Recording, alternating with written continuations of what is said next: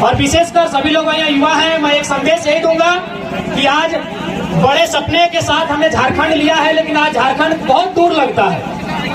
एक नारा गूंजता है कि कैसे लिया झारखंड, तो लोग कहते हैं लड़के लिया झारखंड, मर के लिया झारखंड, कट के लिया झारखंड।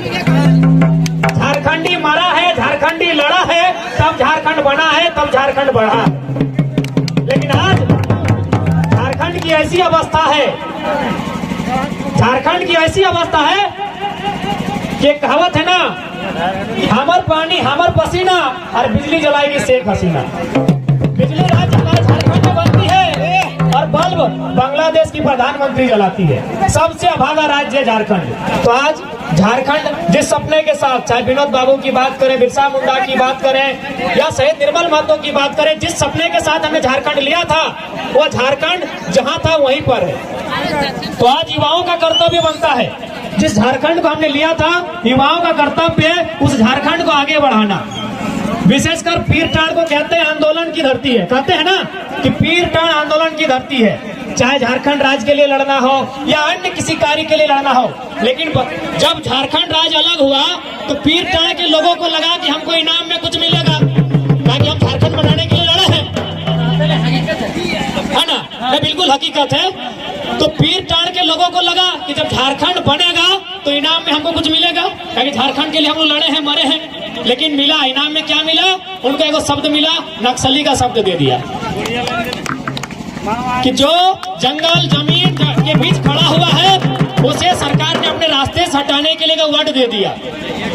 जबकि आज विनोद बाबू कहते थे कि पहाड़ नहीं है, बीटा है। जिस प्रकार घर में बीटा होता है ना, हम लोग जब भी भूख लगता है बीटा खसकाते हैं, चार निकालते हैं, फिर खाना बनाते हैं। हाँ, तो ठीक उसी प्रकार ये पहाड़ बीटा है, ये हमको जंगल से बहुत सारा चीज देता है, पात देता है, पाला देता है, फल देता है, ये हम लोग इसके रक्षक हैं। लेकिन आज दुर्भाग्य है, जो इसकी रक्षा करता है उसको सरकार विद्रोही कहती है। तो भगत सिंह की जीवनी में वो किताब है, उसका पेज नंबर 99 में लिखा है, भगत सिंह कहते हैं कि विद्रोही उसे कहते हैं जो सरकार से जनता के अधिकार के लिए लड़े, जो सरकार से जनता के अधिकार के लिए लड़े उसे विद्रोही कहा जाता है। लेकिन आज उसके बाद भगत सिंह कहते थे कि आज अगर अंग्रेजों से हम तो आजादी ले लेंगे, आजादी अंग्रेजों से हम ले लेंगे, पर क्या ये आजादी गांव गरीब किसान तक जाएगी? आज भी देखिएगा, अगर पीरटांड़ का कोई एगो साधारण आदमी, किसान वर्ग का आदमी, एक मजदूर आदमी बड़ा बाबू वीडियो के सामने जाता है तो ऐसे खड़ा होता है, बोली हजूर काहे बुलाए हैं? अरे वो कोयला चोर जाता है ना तो रंगदारी से कुर्सी में बैठाता है। तो आम आदमी आज भी आजाद है क्या? आज भी आजाद है क्या इस देश में? आज भी आजाद नहीं। तो उनके सपनों के, बिरसा मुंडा के सपनों का झारखंड, भगत सिंह के सपनों का भारत तभी बनेगा जब आने वाली युवा पीढ़ी खेल कूद के साथ साथ अपने अधिकारों को जानेगी।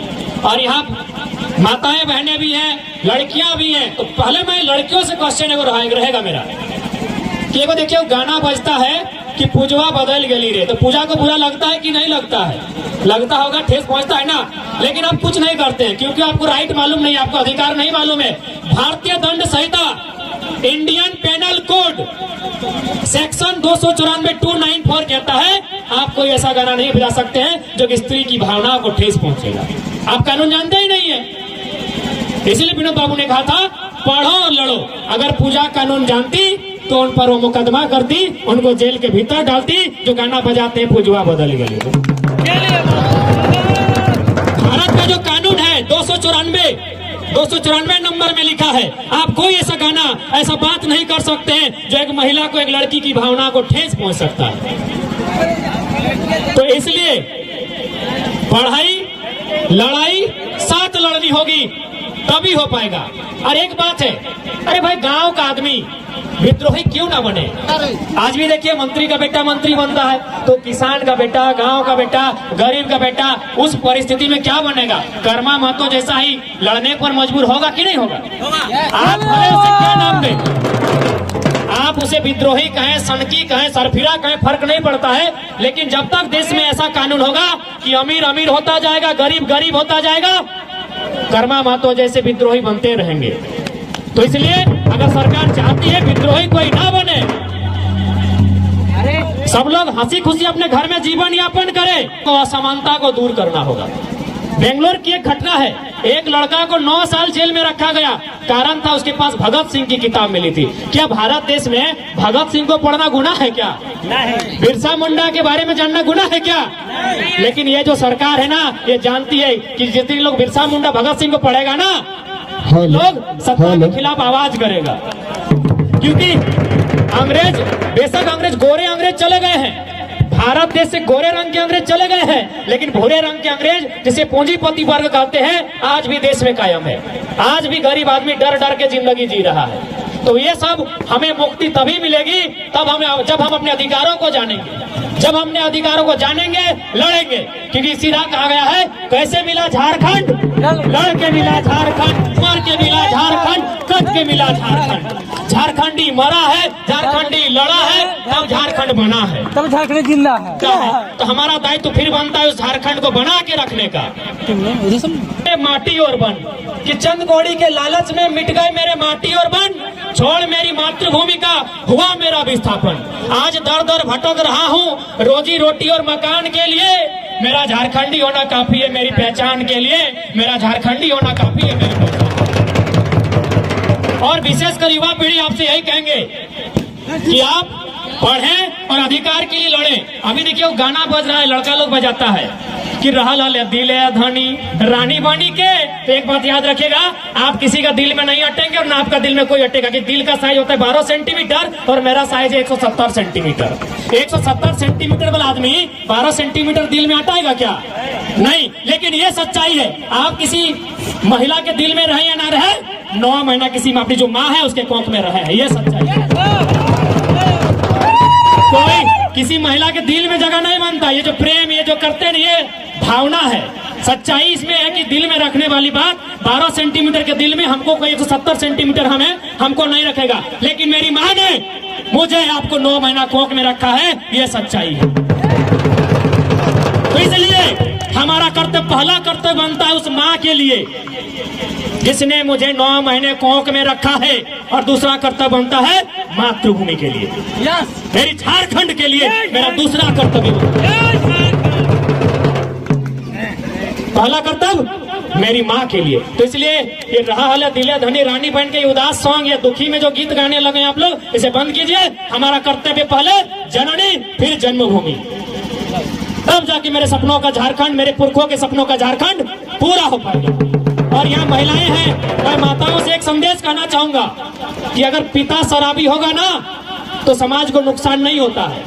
पिता अगर शराबी हो जाए तो शाम को पिएगा, दिन को ठीक हो जाएगा। लेकिन माता अगर अंधविश्वासी हो गई, माता अगर जानकार नहीं हुई, माता अगर पढ़ी लिखी नहीं हुई, तो आने वाला पीढ़ी भी गुलाम पैदा होगा। आप लोग लुगा बुहाए थे, लुगा बुहा इधर चला था, अरे तो ले दे के मैंने सब गांव के लोग के मैंने कुर्मी आदिवासी के घर मेहरारू लुगा बहे थे कि ये सब अंधविश्वास है, इसमें कोई सच्चाई नहीं है। हम अपना को छोटा घटना बताते हैं। एक दिन हम जोरिया में कोई छोटा बच्चा को मैंने दफनाया गया था, उसका कॉपी किताब कलम सब फेंक दिया था, कोई हॉर्लिक्स भी फेंक दिया था। उसके नाम से बीमार था बच्चा, तो कोई हॉर्लिक्स लाया तो हॉर्लिक्स भी जोरिया में फेंक दिया। हम गए नहाने, देखे अच्छा खासा हॉर्लिक्स मिला, ले आके घर में खाएं और शमशान घाट उठा के हम जिंदा है। तो अंधविश्वास में मत जाइए, लुगा बुहा इससे कुछ नहीं होता है। आप अगर अंधविश्वासी हो गए, अगर आप बच्चों को शिक्षित नहीं किए, तो आप भी गुनहगार होंगे, आपका बच्चा गुलाम पैदा होगा। पिता अगर पिया दारू, फर्क नहीं पड़ता है कि अगर 20 दिन तक नहीं पिएगा वो ठीक हो सकता है। लेकिन माँ अगर अंधविश्वासी बन गई, माँ अगर अशिक्षित होगी, तो उसका बेटा अंधविश्वासी होगा, उसका बेटा गुलाम होगा। इसलिए आप माँ हैं, आपको अपने बेटे को शिक्षित बनाना होगा, उसे अधिकार के लिए जागरूक करना होगा, तभी मेरे सपनों का झारखंड पूरा होगा। विनोद बाबू ने कहा था ना, पढ़ो और लड़ो, सुने ना आप लोग, पढ़ो और लड़ो। लड़ाई अब भी जारी है। विनोद बाबू ने क्या लड़ाई कहा था और हम लोग कौन लड़ाई लड़ रहे हैं थोड़ा बता देंगे। उन्होंने कहा था, कोई तुम्हारे जल जमीन जंगल, तुम्हारे माटी बेटी रोटी को छीने तब तुम्हें लड़ना है, कोई तुम्हारे अधिकार को छीने तुम्हें तब लड़ना है।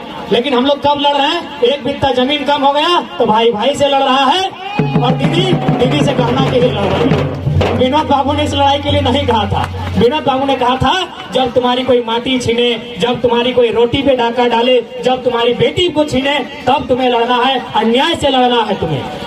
लेकिन हम लड़ रहे हैं एक बित्ता जमीन के लिए, भाई भाई में। और दीदी लोग, काकी लोग, गोतनी गोतनी में लड़ रही है गोहना के लिए कि हमार मर्दा के आचरवा कम दिला ली राती लड़ाई कर दी लो। विनोद बाबू ने ये लड़ाई नहीं कहा था। विनोद बाबू ने इस लड़ाई के बारे में, हे महिला शक्ति, इस लड़ाई के बारे में नहीं कहा था। तो इसलिए आपका दायित्व बनता है, समाज निर्माण अगर करना है तो आपका दायित्व बनता है अपने बच्चों को पढ़ाइए, उन्हें शिक्षित कीजिए, उन्हें जागरूक कीजिए और उन्हें झारखंड के हित में सोचने के लिए तैयार कीजिए। समय बहुत कम है, मैं ज्यादा नहीं कहूंगा, पुनः वही कहूंगा कि गरीबी को मिटाने की बातें सिर्फ बातें हैं, गरीबी को मिटाने की बातें सिर्फ बातें हैं।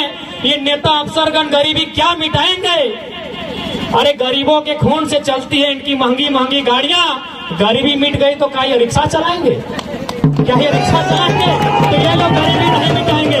गरीबी कोई मिटाएगा तो हमारे बीच में जैसे कर्मा मातो बनकर निकले थे, जो अन्याय से लड़ने निकले थे, जो पूंजीवादियों से लड़ने निकले थे, जो सामंतवादियों से लड़ने निकले थे, वे लोग गरीबी मिटाएंगे, वे लोग समाज में अन्याय को मिटाएंगे।